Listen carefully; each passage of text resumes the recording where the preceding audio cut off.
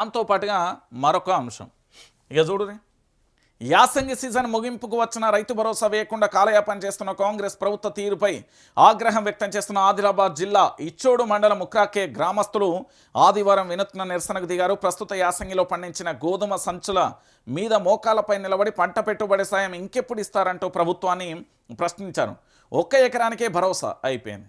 ముఖ్యమంత్రి యనుమల రేవంత్ రెడ్డి గారి పని అయిపోయింది. ఇక చూడు శీల, ఒకే ఎకరానికి మాత్రమే భరోసా ఇస్తాడట. ఎట్లా?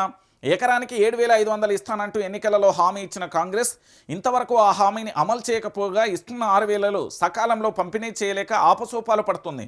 నాట్లప్పుడు అందించాల్సిన పెట్టుబడి కోతల కాలానికి ఇవ్వలేకపోతుంది. సర్కార్ కాలయాపన పథకం అమలుపై అనుమానాలు పెంచుతుంది. యాసంగి రైతు భరోసా పంపిణీ చేసేందుకు ఎట్టకేలకు మరో తేదీని ప్రకటించింది రేవంత్ ప్రభుత్వం.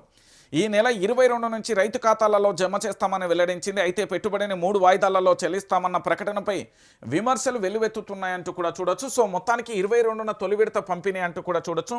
మిగతా ఎకరాలకి ఎప్పుడో 3 వాయిదాలుగా రైతు భరోసా కొత్త విధానం తెచ్చిన కాంగ్రెస్ 20 రోజుల అనంతరమే 2వ విడత పంట సాయం ఏప్రిల్ నెలాఖరు వరకు పూర్తి చేస్తామంటూ ప్రభుత్వం కొత్త డెడ్లైన్. రైతుల ఆగ్రహం, బీఆర్ఎస్ నిలదీతతో తప్పని స్థితులలో నిర్ణయం. అసెంబ్లీ సమావేశాల నేపథ్యంలో చర్చకును డైవర్ట్ చేసే ప్రయత్నం. యాసంగి రైతు భరోసా డిసెంబర్ నుంచి పలుమార్లు వాయిదా. ఎన్ని ఎకరాలకు ఎప్పుడు ఖాతాలో వేస్తారో కొరబడిన స్పష్టత అంటూ కూడా చెప్పిన పరిస్థితి కనబడుతుంది. నేనేమంటున్నానంటే ఒకసారి మళ్ళీ స్పష్టంగా చెప్తున్నా, వీళ్ళు ఇచ్చేది లేదు, రైతులు తీసుకునేది లేదు. ఒకవేళ ఇచ్చినా వీళ్ళకు భూమి ఉన్న ప్రతి ఒక్కరికి ఇయ్యరు. ఎకరానికో 2 ఎకరాలకో అంతే. ఇప్పటి వరకు అయితే నాకున్న సమాచారం ప్రకారం అయితే 1 ఎకరానికి భరోసా ఇచ్చే కార్యక్రమం చేస్తారు. అంటే తూతూ మంత్రంగా తుమ్మకే మంత్రం అంటారు. సో నిప్పుల మీద నీళ్ళు చల్లుతారు. ఆ క్షణం నిప్పుల మీద ఉప్పెత్తి ఏమైతే చిట్ట చిట్ట అంటది గంతే. గట్లనే ఏదో నిప్పుల మీద నీళ్లు చల్లే ప్రయత్నం చేస్తుంది ప్రభుత్వం. అంతకు మించి ఇంకా చేసే ప్రయత్నం ఉండదు. రైతు భరోసా అనేది రైతులకు కష్టాల నుంచి బయటికి నెట్టేందుకు కేసీఆర్ తీసుకొచ్చిన ఒక అద్భుతమైన పథకం. అయితే ఈ పథకం విషయంలో మరి ప్రభుత్వం ఇట్లా ఎందుకు మొండి వైఖరి వహిస్తున్నది అంటే, డబ్బులు వేసినా కేసీఆర్ పేరేస్తుంది, డబ్బులు ఏకున్నా కేసీఆర్ పేరేస్తాను. అల్టిమేట్గా ఇక్కడ కేసీఆర్ జపం చేస్తున్నారు కాబట్టి వీళ్ళకు ఒళ్ళు మండిపోతున్నది. గంతే, ఇందులో ఏమీ లేని పరిస్థితి కనబడుతుంది. మీరు అందరూ కూడా ఆలోచించాల్సిన విషయం ఏంటంటే, డబ్బులు వేసినా కేసీఆర్ పేరే, డబ్బులు వేయకున్నా కేసీఆర్ పేరే. రైతు బంధు, పెట్టుబడి సాయం, రైతు భరోసా, రైతు బీమా అనగానే కేసీఆర్ గుర్తొస్తాను.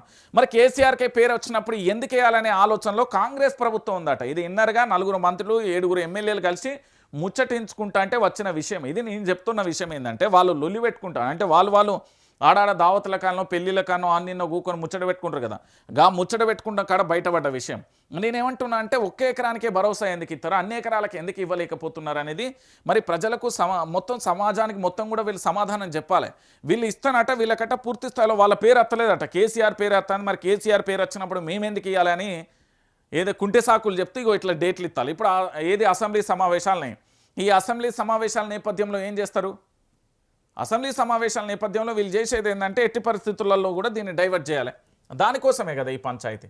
అంతకుమించి ఏం చేస్తారు? అంతకుమించి ఏం చేయలేరు. అది ఇస్తారా సస్తారా అనేది మనం వేచి చూద్దాం. రైట్. దీంతోపాటు మరో అంశం, సేవ్ తెలంగాణతో అసెంబ్లీకి సభలో పోరుకు గులాబీ దళం సిద్ధం. శాసనసభ మండలిలో